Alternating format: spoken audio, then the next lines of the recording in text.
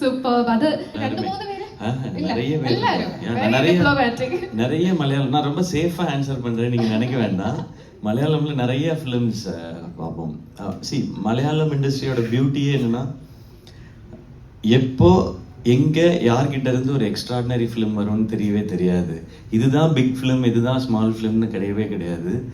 நீங்க for example last year எடுத்துக்கிட்டோன்னா, மோகன்லால் சாரோட ஃபிலிமும் அவ்வளோ கலெக்ட் பண்ணியிருக்கு, கல்யாணி பிரியதர்ஷனோட லோக்காவும் அவ்வளோ கலெக்ட் பண்ணியிருக்கு. ஸோ இந்த இந்த இண்டஸ்ட்ரியோட இந்த சினிமாவோட பியூட்டி அதுதான்.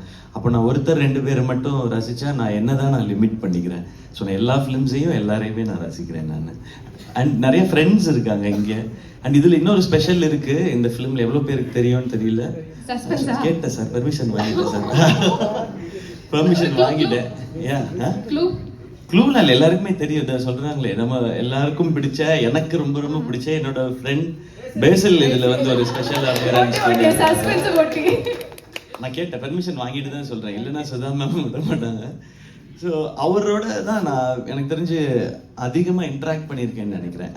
நான் எல்லாரோடையும் கொஞ்சம் கொஞ்சம் பேசியிருக்கேன் நான். பட் இது ஷூட்டில் இருந்ததுனால அவர் ஷூட் முடிச்சுட்டு 2-3 days ஸ்ரீலங்காவில் ஸ்டே பண்ணார். ஸோ நாங்கள் பயங்கர ஃபன். அவர் என்ன படம் பண்ணிட்டு இருக்கீங்கன்னு கேட்டேன் நான் அவர்கிட்ட, என்ன ஆக்ட் பண்ணுறீங்கன்னு. பேசில் சொன்னார், கொஞ்சம் இப்போ ஸ்லோவாகிடுச்சு சார், பிகாஸ் நான் வந்து இயர்லி ஸ்டார்லேருந்து மந்த்லி ஸ்டார்லேருந்து வீக்லி ஸ்டார் ஆகி வீக்லி படம் ரிலீஸ் ஆகி சார், அதனால கொஞ்சம் ஸ்லோவாக இருந்தார். இப்போ அவ்வளோ ஸ்வீட், வெரி ரியலிஸ்டிக். எனக்கு ரொம்ப ரொம்ப பிடிக்கும் அவரை. ஸோ அவரோட ஒர்க் பண்ணது ரொம்ப ஸ்பெஷல் எக்ஸ்பீரியன்ஸ். ஓகே, அதை வச்சு என்ன பண்றீங்க? நிறைய இருக்கு. ஒரு ஃபிலிம் டக்குன்னு சொல்லணும்னா தொடரும். ഓക്കെ, തുടരും. മോഹൻലാൽ സാർ തുടരും മൂവി. സോ ഇനിവേ ഞങ്ങൾ എല്ലാവരും ഒരുപാട് എക്സൈറ്റഡ് ആണ് പരാശക്തി എന്ന ഈ ഒരു സിനിമ തിയേറ്ററിൽ പോയി തന്നെ കാണാനായിട്ട്. സോ എന്താണ് ഞങ്ങൾക്ക് എക്സ്പീരിയൻസ് ചെയ്യാൻ പറ്റുക? What you have to say about the movie?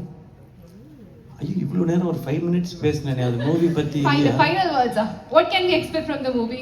What sort of an experience is it going to be? இன்ஸ்பைரிங்கா இருக்கும் ஃபிலிம்.